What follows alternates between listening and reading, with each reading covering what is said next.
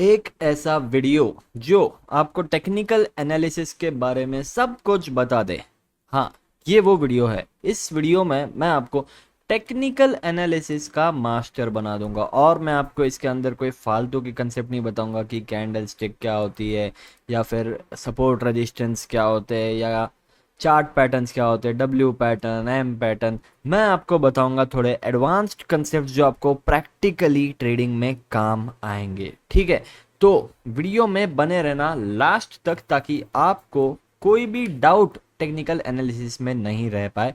और अगर आपको ये वीडियो पसंद आता है ना, तो वीडियो को लाइक भी कर देना। ठीक है, तो इसी के साथ बिना कोई टाइम पास किए हम वीडियो में बढ़ते हैं।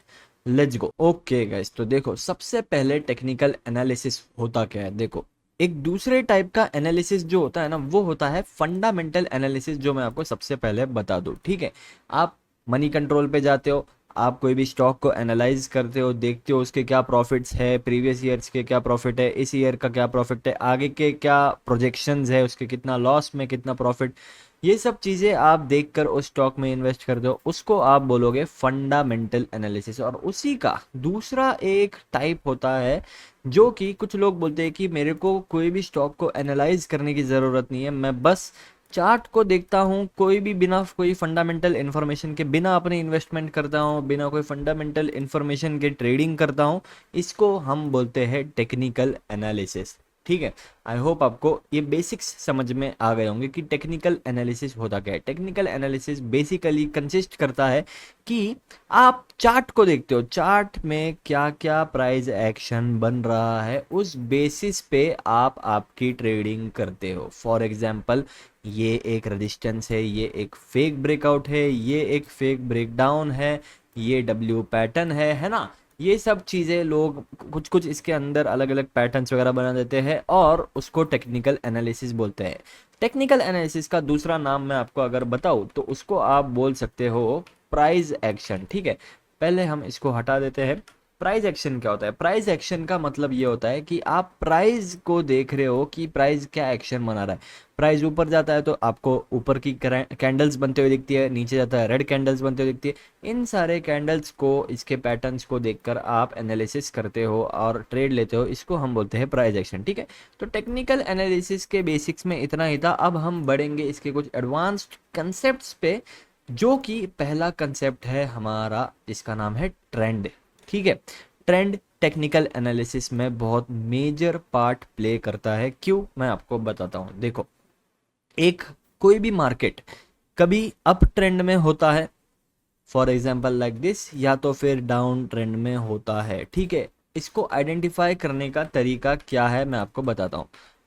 अगर मार्केट अप ट्रेंड में, तो आपको हायर हाइज बनते हुए ज़्यादा दिखेंगे। फॉर एग्जांपल इस तरह से, हायर हाइज किसको बोलते हैं? ये एक हाई है, इसके ऊपर जाके एक और हाई बना, इसके ऊपर जाके एक और हाई बना, और नीचे हायर लोज बनते हुए आपको दिखेंगे। ठीक है, ये दर्शाता है कि मार्केट एक अप ट्रेंड में है। ठीक है, अब अप ट्रेंड में होता क्या है? अप ट्रेंड में ये होता है कि मैक्सिमम सेलर्स के जो भी सेटअप्स बनते हैं ना, वो फेल होते हैं और मार्केट ऊपर चला जाता है फिर से। मैक्सिमम बायर्स के जो सेटअप होते हैं ना, मे बी उसका एक ट्रैप बनेगा और मार्केट फिर से ऊपर जाना कंटिन्यू कर देता है। इस तरह से मतलब बाय साइड के ट्रेड्स आपको ज़्यादा मिलेंगे और बाय साइड के ट्रेड्स आपको ज़्यादा प्रॉफिट बना के देंगे। ये होता है एक अप ट्रेंड में। ठीक है, तो अगर मार्केट कभी भी अप ट्रेंड में है और आप उसके अंदर अगर सेल साइड के ट्रेड्स ढूंढ रहे हो, फॉर एग्जांपल जैसा गोल्ड अभी कुछ दिनों पहले तक था, है ना, यहाँ पर गोल्ड अच्छा खासा अप ट्रेंड में था, आप देख सकते हो। तो इस ट्रेड में, इस ट्रेंड में अगर आप सेल साइड के सेटअप्स ढूंढोगे, यहाँ सेल करोगे ट्रैप हो जाओगे, यहाँ सेल करोगे ट्रैप हो जाओगे, है ना, यहाँ सेल करोगे ट्रैप हो जाओगे।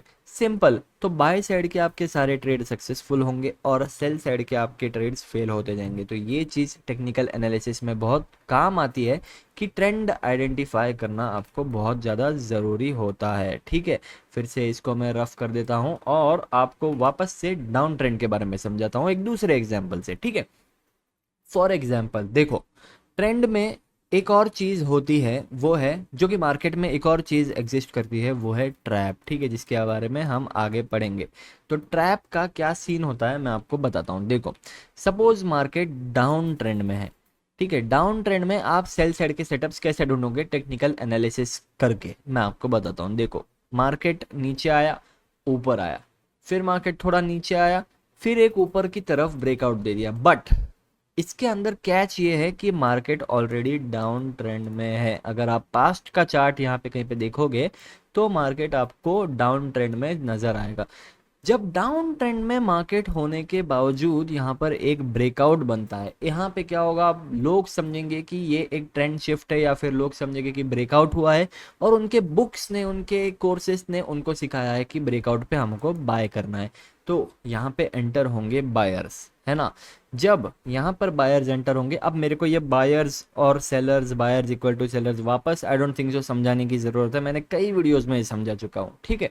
तो जब इतने सारे बायर्स यहाँ पे एंटर होंगे, वो भी ट्रेंड के अगेंस्ट, तब क्या होगा? तब बनेगा एक ट्रैप और मार्केट यहाँ से अपना डाउन ट्रेंड कंटिन्यू करेगा, ठीक है। वहीं पे एक और चीज़ क्या होगी पता है? एक और चीज़, दूसरा सेटअप कहाँ बन सकता है कि मार्केट नीचे आएगा और यहाँ पे एक ब्रेकडाउन देगा। अब ब्रेकडाउन में सबसे पहले देखो, डाउन ट्रेंड में है, लोगों को पता है, अब लोग इतने आसानी से एंटर तो नहीं हो सकते ना, इतने आसानी से टारगेट्स तो उनको मिलेंगे नहीं। तो यहाँ पे जो सेलर्स एंटर होंगे ना, इनको पहले ट्रैप किया जाएगा, फिर यहाँ से मे बी मार्केट नीचे वापस कंटिन्यू कर सकता है। इस तरह के जो सेटअप्स बनते हैं, इस तरह का जो प्राइजेक्शन होता है, ये टेक्निकल्स आपके लिए ज़्यादा सीखना ज़रूरी है, रैदर देन एक सपोर्ट रेजिस्टेंस। सपोर्ट पे आए तो बाय करो, रेजिस्टेंस पे आए तो सेल करो, ये चीज़ अब मार्केट में काम नहीं करती है, ठीक है। तो आई होप आप ये बेसिक चीज़ समझ गए होंगे ट्रेंड को लेकर। अब नेक्स्ट चीज़ के ऊपर हम बढ़ते हैं, ट्रेंड का टॉपिक यहाँ पे ख़त्म होता है।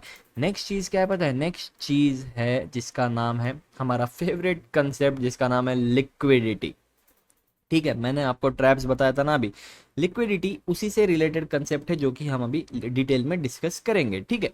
लिक्विडिटी क्या होती है? लिक्विडिटी होती है कि मार्केट में बहुत सारे पोजीशंस बनना। मैं आपको एकदम लेम लैंग्वेज में, एकदम सिंपल लैंग्वेज में बता रहा हूँ कि मार्केट में बहुत सारे पोजीशंस बन रहे हैं, तो उसको आप बोल सकते हो कि मार्केट में लिक्विडिटी जमा हो रही है। अब वो पोजीशंस कहाँ बनते हैं? देखो, दो तरीके होते हैं। पहली चीज, कोई भी एक जोन है, फॉर एग्जांपल ये एक रेजिस्टेंस जोन है, अगर रेजिस्टेंस जोन के पास मार्केट आता है, इसको आप बोलोगे एक लिक्विडिटी जोन। जितना ज़्यादा टाइम मार्केट इस जोन के आसपास गुजारेगा ना, कोई भी एक स्ट्रॉन्ग रेजिस्टेंस जोन के आसपास, ये आप बोल सकते हो कि यहाँ पर एक लिक्विडिटी जमा हो रही है, ठीक है। ये एक अच्छा हैवी लिक्विडिटी जोन बनता जा रहा है। अब वेदर वो रेजिस्टेंस के पहले टाइम पास कर सकता है और लिक्विडिटी जमा कर सकता है, या तो फिर ब्रेकआउट देने के बाद रेजिस्टेंस के बाद टाइम पास कर सकता है, यहाँ पर भी लिक्विडिटी जमा होगी। तो बेसिकली ये आपके लिक्विडिटी जोन्स बन जाते हैं। दूसरी चीज़ क्या है? दूसरी चीज़, कोई एक जोन है, फॉर एग्जाम्पल एक रेजिस्टेंस और एक सपोर्ट, ठीक है। ऐसा आपका रेजिस्टेंस सपोर्ट बन चुका है, मार्केट इसके अंदर एंटर करता है और बट्स इसी के अंदर घूमे जा रहा है, ठीक है। इस तरह से इसी जोन में बन रहा है, ऊपर ब्रेकआउट देता है, फिर नीचे आ जाता है, ब्रेकडाउन देता है, फिर इसी जोन में आ जाता है ना। जब इस तरह का प्राइस एक्शन बनता है, इसको हम बोलते हैं कंसोलिडेशन, ठीक है। कंसोलिडेशन क्या होता है? जब एक ही रेंज में मार्केट टाइम पास करते जा रहा है, इसको भी हम बोलते हैं लिक्विडिटी जमा करना। अब लिक्विडिटी इतनी सारी जमा होती है, तो उसके बाद होता क्या है मैं आपको बताता हूँ। देखो, लिक्विडिटी जमा हो गई, फॉर एग्जांपल इधर, है ना। अब यहाँ पर दो चीज़ें हो सकती है, एक तो बहुत बड़ा मूव बाय साइड आ सकता है, नहीं तो बहुत बड़ा मूव सेल साइड आ सकता है। अब आप नोटिस करो कि मैंने यहाँ पर एक ऊपर लेके गया उसको पहले, और फिर नीचे की तरफ बड़ा मूव बताया। इसका रीज़न क्या है मैं आपको बताता हूँ।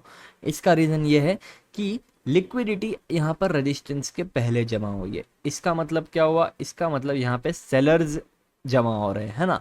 बट अगर मार्केट यहाँ पे हमारा डाउन ट्रेंड में है, तब यहाँ पे हम बाय साइड का मूव एक्सपेक्ट नहीं कर सकते, हमको सेल साइड का मूव एक्सपेक्ट करना है। तो क्या होगा? सेलर्स आए, सेलर्स आए, सेलर्स आए, इतने रेंज में बहुत सारे सेलर्स आए, और इन सारे सेलर्स को कंबाइंड ट्रैप करके मार्केट ऊपर गया, इनकी लिक्विडिटी इसको मिल गई, और जो फ्रेश बायर्स यहाँ पे एंटर हुए ना, उनकी भी फ्रेश लिक्विडिटी लेकर मार्केट यहाँ से डंप हो गया।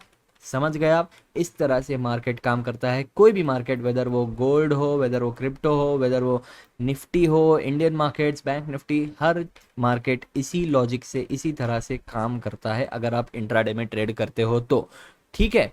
ये चीज़ आप समझ जाओ। तो आई होप आपको समझ में आया होगा लिक्विडिटी के बारे में। अगर समझो कोई भी ट्रेंड नहीं है, ठीक है, मार्केट अभी नॉर्मल मार्केट कंडीशन से कोई भी ट्रेंड वाला जो पार्ट है ना उसको हम कट कर देते हैं। अब अगर एक रेजिस्टेंस है और उस रेजिस्टेंस के पहले मार्केट लिक्विडिटी जमा कर रहा है, तो क्या होगा, सेलर्स ज़्यादा मौजूद हैं यहाँ पर, और यहाँ से बाय साइड की जो मूव आना है वो ज़्यादा हम एक्सपेक्ट कर सकते हैं, ठीक है।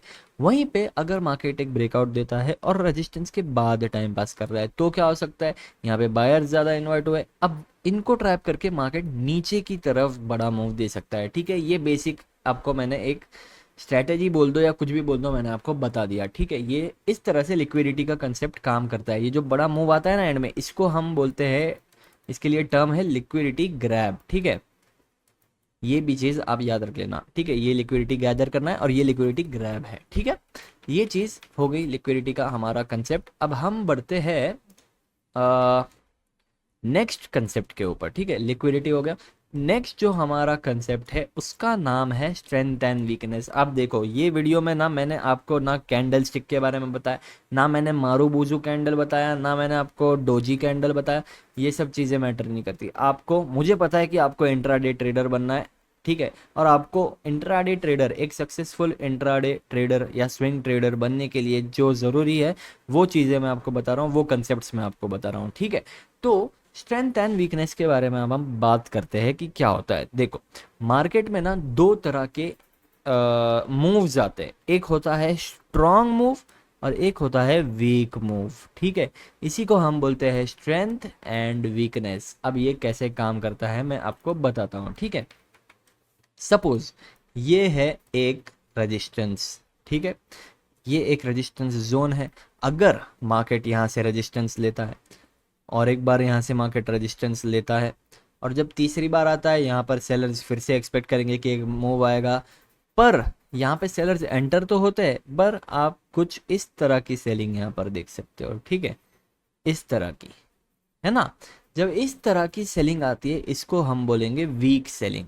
इसके बाद क्या होगा, मार्केट यहाँ से थोड़ा सा ऊपर जाएगा फिर से और एक फाइनल नीचे की तरफ मूव देगा। ये नहीं है कि देखो वीक सेलिंग तो आई है, इसका मतलब ये नहीं है कि एक फाइनल लिक्विडिटी ग्रैब नहीं होगा, वीक सेलिंग बताएगा और यहाँ पे एक फाइनल सेलर्स को इन्वाइट करके यहाँ से मार्केट ऊपर चला जाएगा। इस तरीके का प्राइस एक्शन हमेशा मार्केट में बनता है। देखो आप लोग फ्री हो, आपके पास ट्रेडिंग व्यू है, आपके पास चार्ट से, आपके पास सब चीज़ों का एक्सेस है, जाओ और जो जो चीज़ें मैं आपको बता रहा हूँ ना उस चीज़ों को चार्ट पे बैक टेस्ट करो और फिर डिसाइड करो कि मेरी बातों पे आपको भरोसा करना है कि नहीं, ठीक है। तो मैं बोल रहा हूँ इसलिए मत मानो, खुद जाके आप चेक करो कि ये काम करता है कि नहीं, ठीक है। वापस टॉपिक पे आते, ये है स्ट्रेंथ एंड वीकनेस। अब यहाँ पे वीक सेलिंग आई, एक फाइनल लिक्विडिटी ग्रैब हुआ और मार्केट यहाँ से ऊपर चला गया, ठीक है, ओके, ये चीज़ आप समझ गए। नेक्स्ट आपको एग्जांपल मैं बताता हूँ स्ट्रेंथ का, ठीक है। अगर मैंने ये कट कर दिया, मार्केट क्या करेगा पता है, मार्केट ना इस तरह से ऊपर ब्रेकआउट दे देगा, ठीक है। अब ये क्या है, ये स्ट्रेंथ है, स्ट्रांग मूव है, इसको आप कैप्चर नहीं कर सकते। तो बेसिकली ना आपके लिए सबसे ज़्यादा इंपॉर्टेंट स्ट्रेंथ एंड वीकनेस में हो जाता है वीकनेस वाला कंसेप्ट। क्यों? क्योंकि स्ट्रेंथ वाले कंसेप्ट को ना आप कैप्चर नहीं कर सकते। Strength is basically strong move. जब भी आपको स्ट्रांग मूव देखने मिल रहा है ना, रेजिस्टेंस से एक बड़ा स्ट्रांग मूव आ गया, अब यहाँ पे आप क्या कहाँ एंटर करोगे, आपको एंट्री नहीं मिल सकती है ना। वहीं पे अगर आपको वीक मूव दिख रहे हैं, उसके बाद एक छोटा स्ट्रांग मूव करके इस तरह से मार्केट जा रहा है, यहाँ पे आपको आराम से एंट्री मिल सकती है, ठीक है। तो स्ट्रेंथ एंड वीकनेस का बेसिकली यही कंसेप्ट है कि स्ट्रांग मूव इसका मतलब रियल मूव है, रियल ब्रेकआउट है, और वीक मूव इसका मतलब फेक मूव है या फिर फेक ब्रेकआउट है ना। स्पेशली जब भी रेजिस्टेंस का ब्रेकआउट होता है और तब वीक बाइंग आने लगती है ना, तब एक वो ब्रेकआउट का ट्रैप होने के चांसेस ज़्यादा बढ़ जाते हैं, ठीक है। आई होप आपको ये भी समझ में आ गया होगा। स्ट्रेंथ एंड वीकनेस का कंसेप्ट भी यहाँ पे ख़त्म होता है, ठीक है। अब इस वीडियो में मैंने आपको स्ट्रेंथ एंड वीकनेस बताया, लिक्विडिटी बताया, ट्रेंड बताया और टेक्निकल एनालिसिस के बारे में बेसिक्स बताए। इन चीज़ों को कंबाइन करो मेरे बाकी वीडियोस से, ठीक है ना। मैंने फिबोनाची के ऊपर लास्ट वीडियो डाला था, उससे कंबाइन करो, और ये सब कंसेप्ट्स को कंबाइन करने के बाद जब आप मार्केट में ट्रेडिंग करोगे या फिर चार्ट को रीड करोगे ना, आपके चार्ट के रीड करने का तरीका बदल जाएगा। और तब आप इस वीडियो पे आओ और कमेंट करो कि क्या ये वीडियो ने आपकी ट्रेडिंग में चेंज लाया, ठीक है। तो सबसे पहले अब आपको क्या करना है, आपको करना है इस वीडियो को लाइक अगर आपको ये वीडियो पसंद आया होगा, और चैनल के अगर आप सब्सक्राइबर नहीं हो ना तो सब्सक्राइब भी कर दो। ठीक है। हम लोग इस चैनल पे इतना ज़्यादा प्रैक्टिकल कंटेंट पोस्ट करते हैं जो कि लोग उनके पेड कोर्सेस में देते हैं। ठीक है। उस तरह का कंटेंट यहाँ पे मैं आपको फ्री में दे रहा हूँ और हमेशा देता रहूँगा। अब इसके बाद आप क्या करोगे, इसके बाद आप ज्वाइन करोगे, डिस्क्रिप्शन में एक टेलीग्राम का लिंक है। क्यों? क्योंकि उसके अंदर फ्री एनालिसिस और न्यूज़ पोस्ट करता हूँ मैं। ठीक है। मैं उसके अंदर कोई टिप्स वगैरह नहीं देता आपको, मैं आपको सिर्फ एनालिसिस और न्यूज़ देता हूँ ताकि आपको सीखने में थोड़ी आसानी हो और आपको समझ जाए कि किस तरह से चार्ट को एनालाइज किया जाता है, किस तरह से चार्ट को रीड किया जाता है। ठीक है। ये हो गया हमारा वीडियो टेक्निकल एनालिसिस के ऊपर। Thank you so much for watching this video. मिलते हैं आपसे नेक्स्ट वीडियो में, तब तक के लिए बाय।